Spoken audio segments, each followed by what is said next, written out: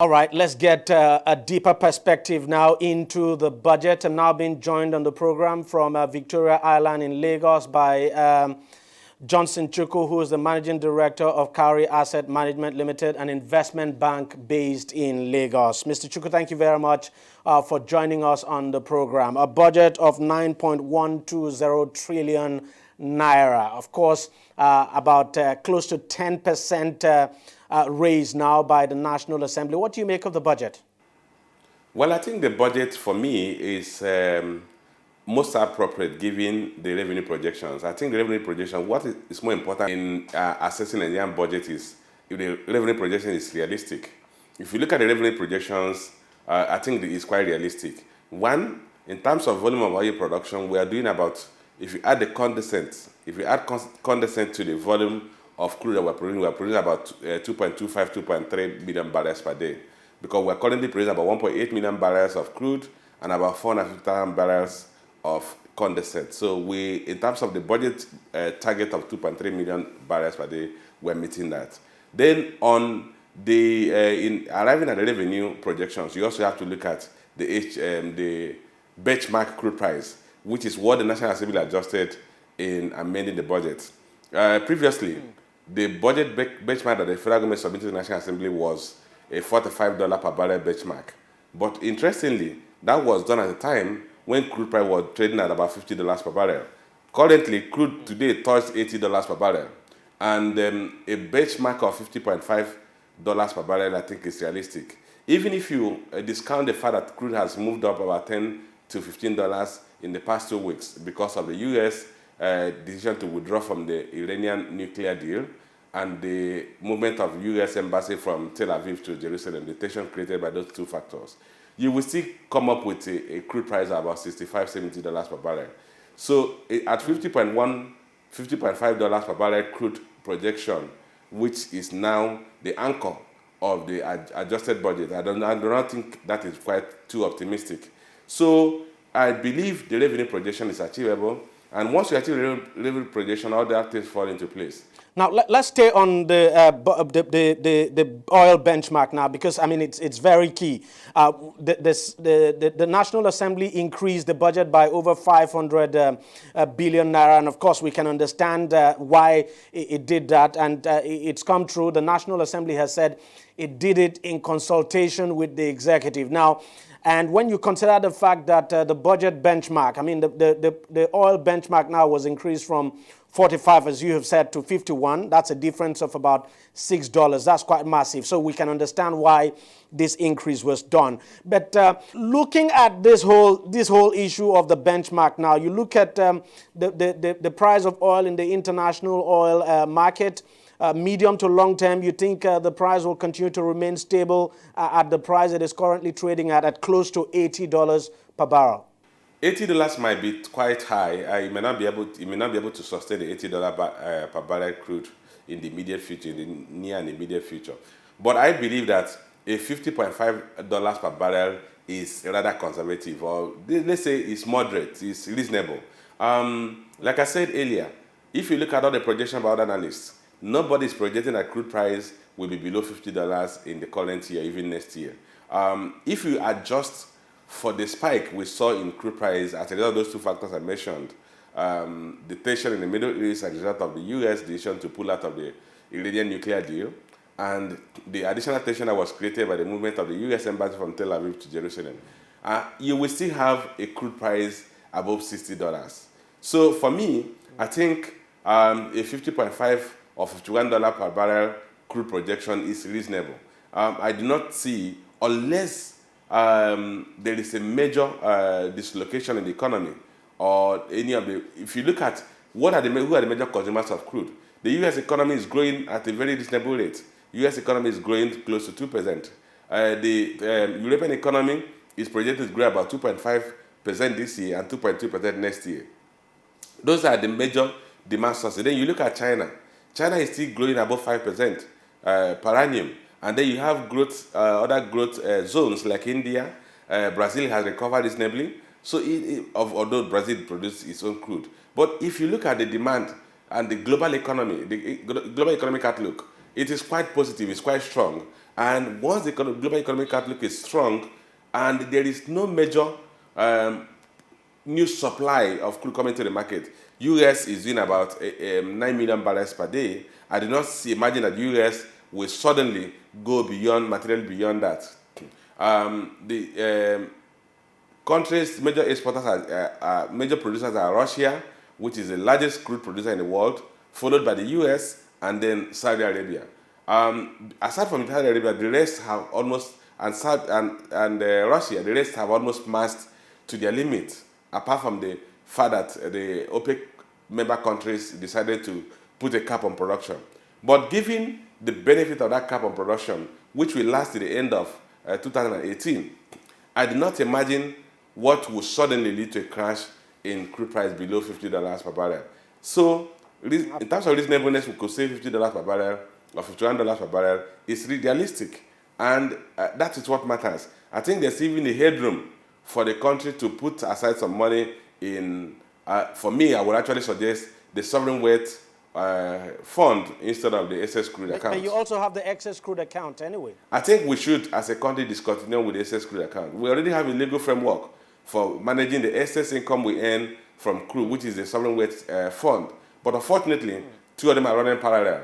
And movement to the sovereign wealth fund is now discretionary, based on the will or the wishes of the president. That shouldn't be the case, because the challenge we have with the excess crude account is that it allows the government easy access because there's no legal framework that governs it. You're absolutely correct, no doubt at all. Now, let's look at some parameters now, if you like, on the budget now. Expected GDP growth rate at 3.5%, and the expected inflation rate 12.4%. You look at the inflation rate at the moment, 12.48%, and then it will be difficult to query this figure now that the government has put out in the budget. 12.4% looks very achievable, but in terms of the GDP growth rate, 3.5%, isn't that overly optimistic? No, given the stability we achieve in the economy, I do not think it's overly optimistic. If you look at the recoveries we are seeing, and you look at what you call the progress, the economic process, you look at issues like inflation has come down, you look at purchasing managers index, it's remain above 50 basis points, 50 point mark in the past couple of months.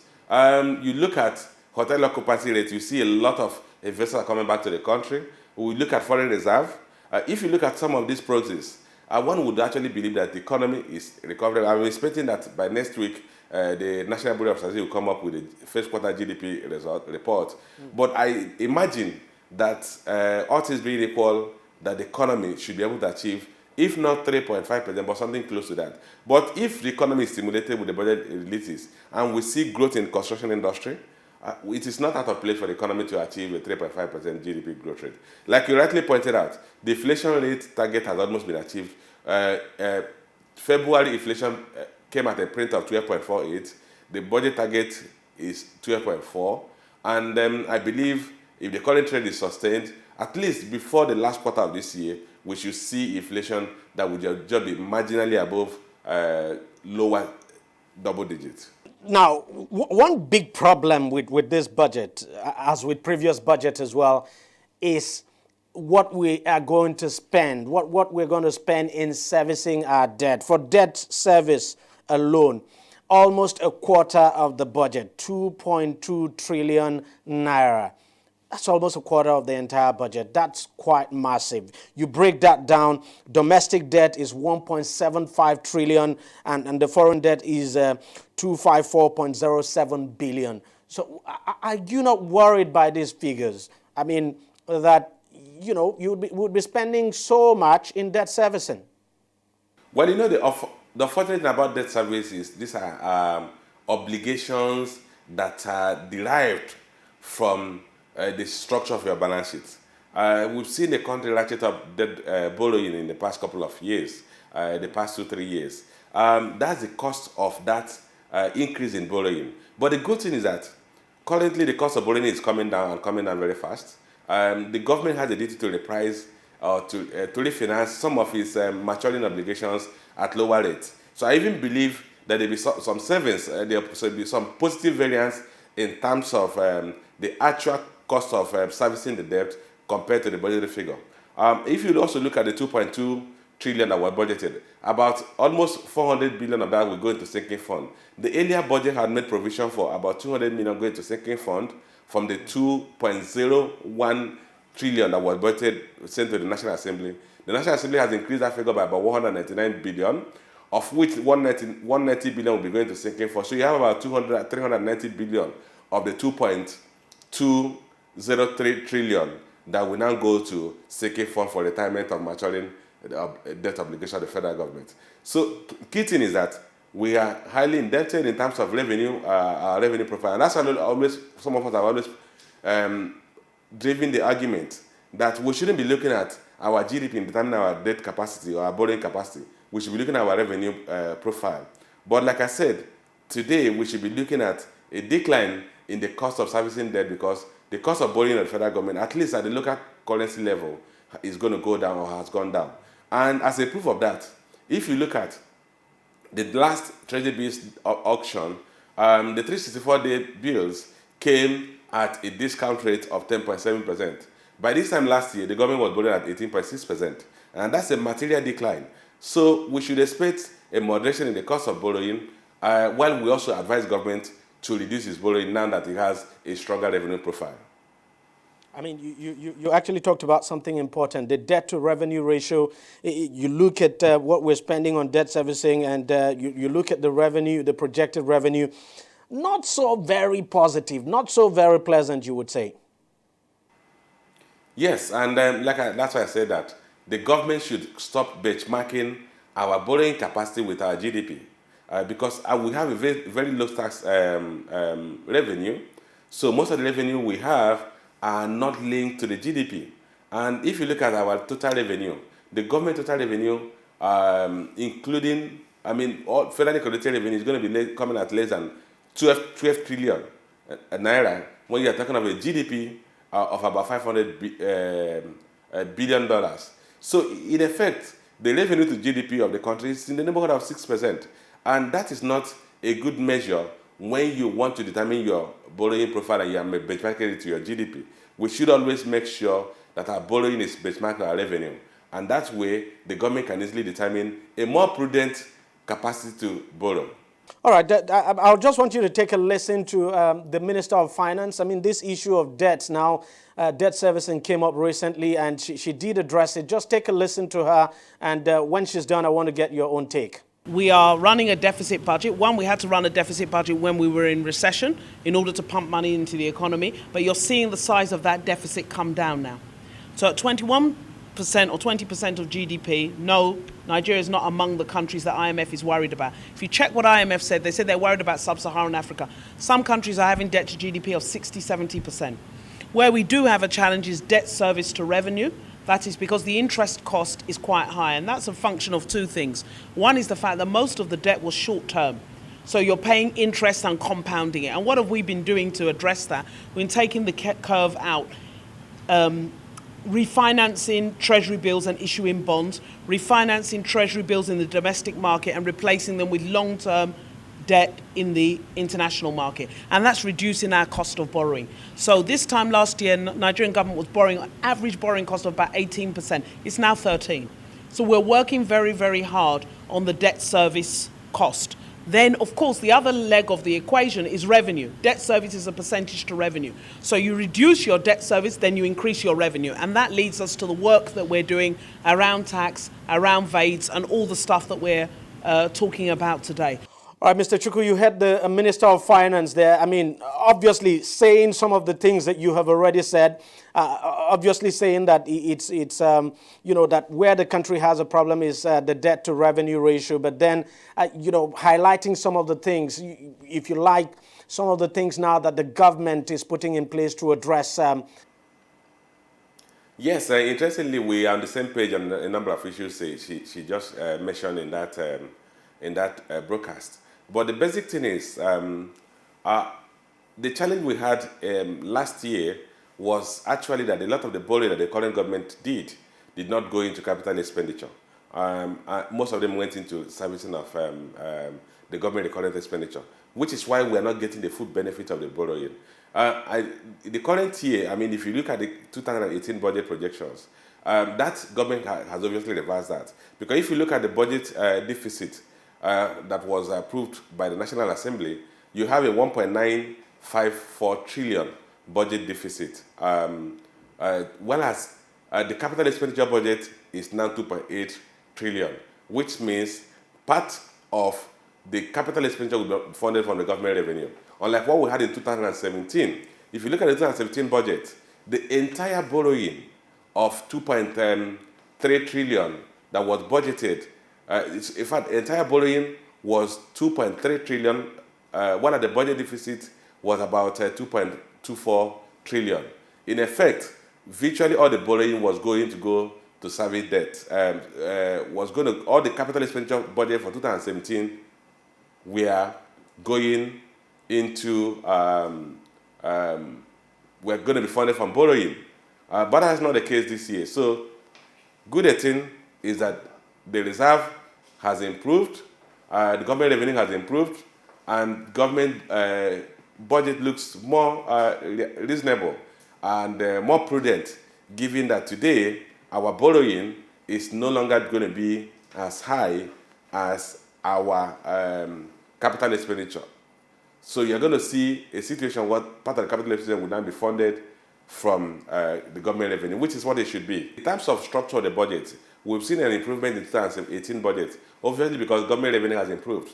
In 2017, we had a capital expenditure budget of 2.3 trillion against a budget deficit of 2.24 trillion, which means the entire capital expenditure budget was going to be funded from borrowing. In the current year, we now have a capital expenditure budget of 2.8 trillion and the budget deficit of 1.954 trillion, which means a percentage, almost a 900 billion of the current capital expenditure projection will be funded from government revenue, because the government revenue has improved, which is actually what the government should actually be focusing on. In as much as there's a need to build infrastructure, but government should be prudent enough that part of the revenue goes into infrastructure build, and not necessarily all the government revenue going into recurrent expenditure. In terms of, like I said, in terms of budget structure, we now have a better budget structure in 2018, unlike what we had in 2017. Absolutely. We'll just take a quick break. When we come back, there's something I want us to look at. I want you to look at the balance of the budget between current and capital. And I'd also want us to look at what is actually voted for agriculture and rural development. Because, I mean, we're talking about diversifying the economy. And, of course, when you talk about diversifying the economy, the first thing that comes to mind is agriculture. But how much, of course, did agriculture get? That's what we'll be talking about when we come back from the break. On DEJI 360, we don't just ask the questions. What is wrong with amending the Constitution the way the National Assembly members have been doing it? We seek answers. Constitution is constituent. Our problem is not lack of laws. Our problem is lack of the willpower to implement our laws. Answers that provide clarity.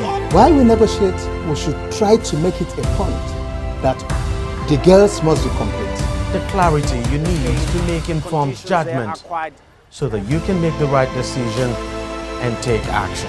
People are saying it is you politicians that are responsible for this, that you are the reason why this is happening. All these dollars that call themselves governors in this country. I wish we had people like Tony at the National Assembly. God forbid that I go to join that band. DEJI 360, providing clarity to issues. All right, welcome back. I still have Mr. Johnson Chukwu with me, of course, all the way from Victoria Island in Lagos. Mr. Chukwu, thank you for staying on. Let's talk about the vote for agriculture and rural development now. I have it here as 118.98 billion. Some people will say, well, that is small for a country that is diversifying its economy to agriculture. Well, you have to look at the structure of agriculture in the country. Today, agriculture is basically a private sector-driven business. What the government is trying to do is create some basic infrastructure to support all-season farming, for instance. What agriculture needs most is the reform of the Land Use Act to make it easier for large land holding in the country, and then to make it easier for transfer of title and use of land, even in smallholders' units as collateral. Where the government budget of 118 billion will come in is in terms of irrigation. The government should actually invest most of that in irrigation, in research to improve the yield of some of the seedlings. But in terms of agriculture, it's not like when we talk of transmission grid or the road infrastructure, where the government is involved in farming. What the government should do is to invest in improving the enabling environment and some infrastructure that supports agriculture. Take, for instance, the issue of irrigation. In the north, or in some part of the southern part of the country, if they have appropriate irrigation, they can actually have something like two-season rice farming, where you can have the upland rice and the paddy rice planted within the 2 seasons of the year. But because we lack irrigation, the southern part of the country does not get involved in upland rice planting because they cannot irrigate, they cannot provide water during the dry season. In the north, there's no paddy rice production because you do not have the water. So once we have irrigation, which is a critical infrastructure in agriculture, we could actually improve the yield, and we could have an all-year season farming in the country. I think the government 118 billion is not too low if it's appropriately used, if we actually get value for money, and if we invest in the critical infrastructure that we need. I do not think the government should continue to spend money on subsidizing fertilizer. What the government should do is to develop an efficient system for distribution of fertilizer. For me, a lot of subsidies that go into fertilizer go into rent-seeking hands, and ultimately the farmers end up getting the fertilizer at commercial rates. And that's part of where the monies for agricultural budget go to. So we should discuss something and focus on how do we build infrastructure to support improved productivity in the agricultural sector. What do you make of the balance now between recurrent and capital expenditure? Not too bad this time.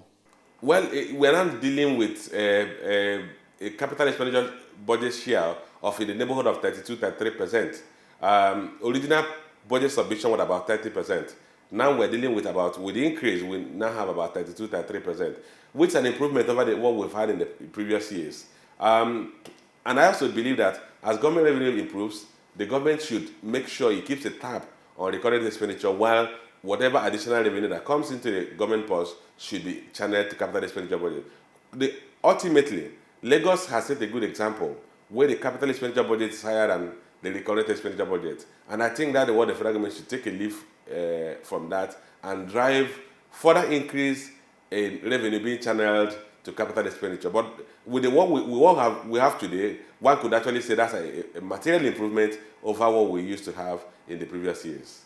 One sector I just have to talk to you about before I let you go, and that's education. The last time the founder of Microsoft was in this country, Bill Gates, he actually alluded to that in his speech when he criticized the government as not doing enough in terms of human capital development. And of course, when you talk about human capital development, you have to look at the education sector. What we have for education here, 541.2 billion. Of course, we also have to add what we have for the Universal Basic Education Commission as well. That is, if it's not recurrent anyway, 109.06 billion. Altogether, what's your own take on that? Well, if you look at the educational budget or the federal government, most of them are going into recurrent expenditure. The increase that was done in education in the educational sector was only 15 billion compared to what it was originally submitted.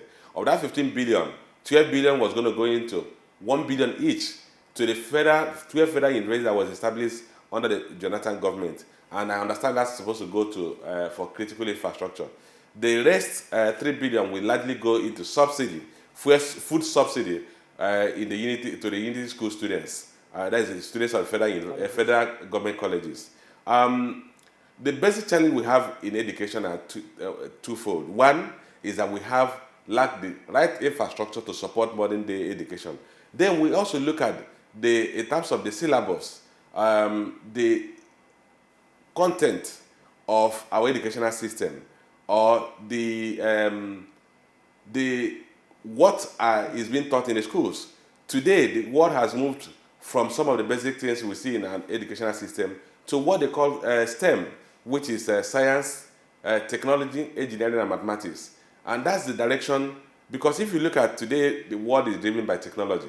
And I do not think our educational system has been adjusted. Our curriculum, which is the core of the problem, has not been adjusted to focus on giving the skills that our children need to compete in today's global economy. And that's where the challenge is. So we need to, apart from building the infrastructure, we also need to address the issue of curriculum. And then we also need to look at in terms of the number of children who are out of school, we need to expand, particularly at the primary school level, the basic educational system. We must make it compulsory. In other countries in the world, you must have the 9 years of basic education before you can do any other thing. If you go to some parts of the country, you still see a lot of young people who should be in school that are in school. And that's the challenge for me, that we still have an educational system that is not encompassing, that does not, is unable to bring all the people who should have basic education into the educational fold. And until we address that, which is what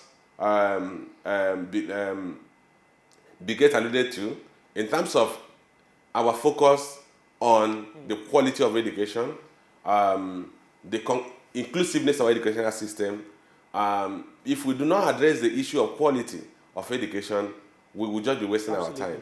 Our time. Today we see a lot of graduates that lack the basic skills to go to the global space and compete. Yeah, I can't but agree with you. But, on paper, generally on paper, the budget looks good.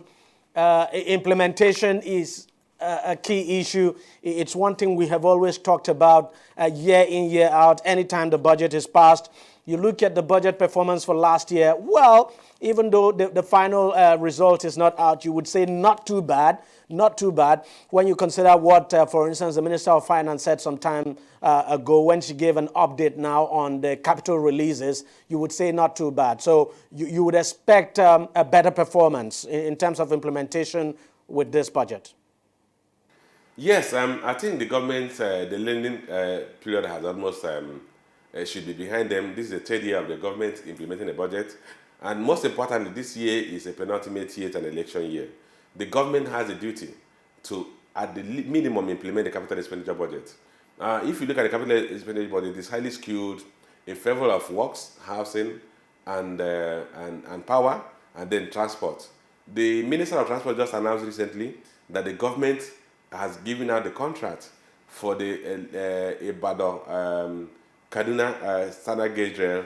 We already have the standard gauge rail around from Kaduna to Abuja to Kaduna. So what we actually be talking about building is Ibadan to Abuja to link up that goes from Abuja to Kaduna.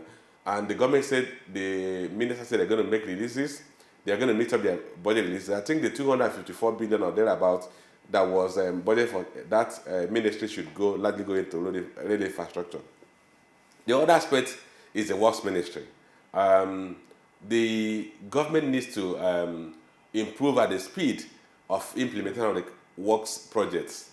That is what Nigeria is actually looking for. They're looking for a situation where when they traverse around the country, they could actually point to new highways that were built or existing highways that have been fully built, repaired to become actually more travel.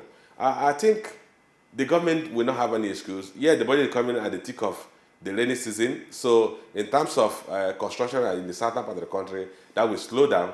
But the good thing is that the budget life has also been extended to May next year. So when the rain subsides in October, I think the government should use these few months to deal with the issue of due diligence, engaging the contractors and meeting all the requirements for complying with our Fiscal Responsibility Act and other due process law, as we now call it. With that, capital releases should be fastened up, and the contractors can now have the confidence that now the government has the wherewithal to pay their obligations based on engineering reports or job completion reports, that the contractors can actually move to site. All right, Mr. Johnson Chukwu, just before I let you go, there's one very important thing I actually want you to speak to. Very important because it disturbs me a lot.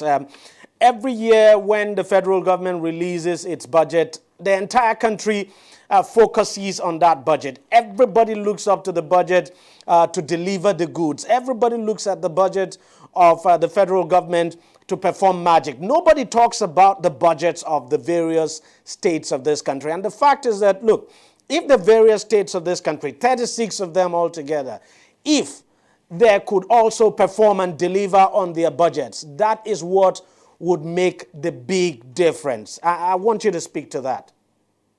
Well, that's a fact.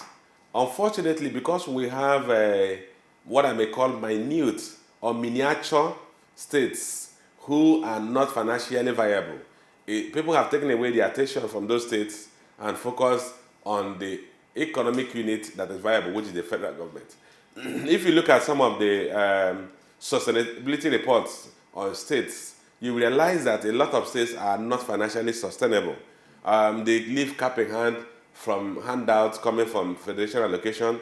And in terms of implementation of their budget, one cannot actually thumb your chest and say that the states can actually implement some of the budget they've actually come up with. Look at the budget projection of some of the states. Some of them tends towards being ridiculous. I heard of states that had a budget revenue, or had a revenue of less than 100 billion last year, making a budget of 1 trillion naira in the southern part of the country. So it's not the kind of budget you look at and you want to monitor implementation, because you obviously know that the budget itself is a joke. And if you want to waste your time monitoring a budget of 1 trillion for a state whose total revenue cannot be more than 100 billion, you are going to be grossly disappointed. So I think what Nigerians now do is to focus on the fact that the federal government is the only one who has the wherewithal to implement to a reasonable extent its budget.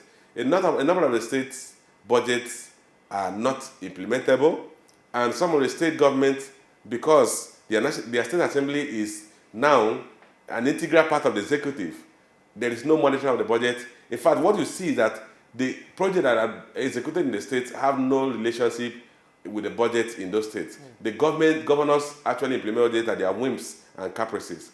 So that's why Nigerians have had enough disappointment in a lot of the states. Like I said, the states are so miniatured that they are not viable economic units, which if we want to drive further, we can actually say, look, that's why some of the people are asking that we need to restructure the federation and have viable federating units, maybe 6 regions that are economically viable, that can generate their revenue, and it can implement capital expenditure that will bring some level of development to their regions. All right, Mr. Johnson Chukwu, thank you very much for your time. I really appreciate your contributions. And let's just wait and see how this budget fares. But, well, it looks good on paper. Let's hope the budget works for all of us. And let's just hope the states as well do their own bits, and because that's actually what will make the difference.